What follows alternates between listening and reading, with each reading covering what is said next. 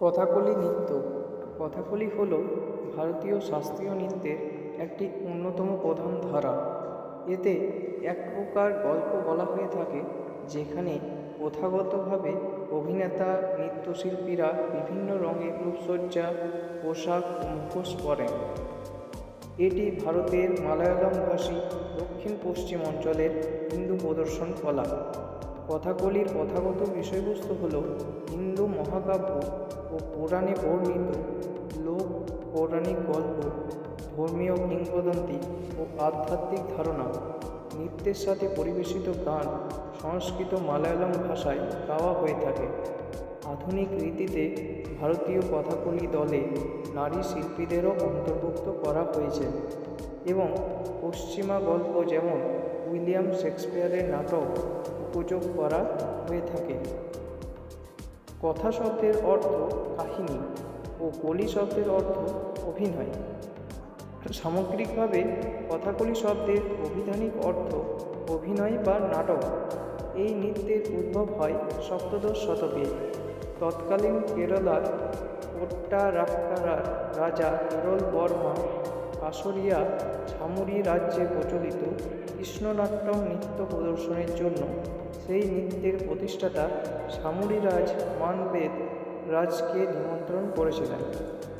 কিন্তু সমগ্র দক্ষিণ ভারতে তার নৃত্য বোঝার লোক নেই বলে ছামুরিরাজ কেরল বর্মার নিমন্ত্রণ প্রত্যাখ্যান করেন। এতে অপমানিত হয়ে কেরল বর্মা নিজে রাম আট্টাম নামে এক নৃত্যের প্রচলন করেন। এতে শ্রী রামচন্দ্রের চরিত্রটি নিয়ে রচিত রাম আট্টাম মূল বিষয়বস্তু রামায়ণ, শিবপুরাণ, ভাগবত প্রভৃতি থেকে নেওয়া হয়েছিল। কোট্টারাক্কারার রাজা কেরল বর্মাকেই কথাকলি নৃত্যের প্রবর্তক বলা হয়। 1575 থেকে 1650 সাল পর্যন্ত রাজত্ব করা এই রাজা কথাকলি নৃত্যের একনিষ্ঠ পৃষ্ঠপোষক ছিলেন। তার পরবর্তী রাজারা এই নৃত্যের অধিক উন্নতি ও সংস্কার সাধন করে। কালক্রমে পথে ঘাটে রাম আট্টামই কথাকলি রূপে প্রসিদ্ধি ও বিকাশ লাভ করে। কথাকলি নৃত্য এক ধরনের মুখ অভিনয়। নৃত্যশিল্পী সকলে গান করে না ও কথাও বলে না। মঞ্চে গানের সাথে ঘণ্টা ও করতাল সহযোগে কাহিনী বিবৃত করা হয়। নৃত্যশিল্পীরা সংলাপের সাথে নানান অঙ্গভঙ্গি ও মুখভঙ্গির দ্বারা মনের ভাব প্রকাশ করে।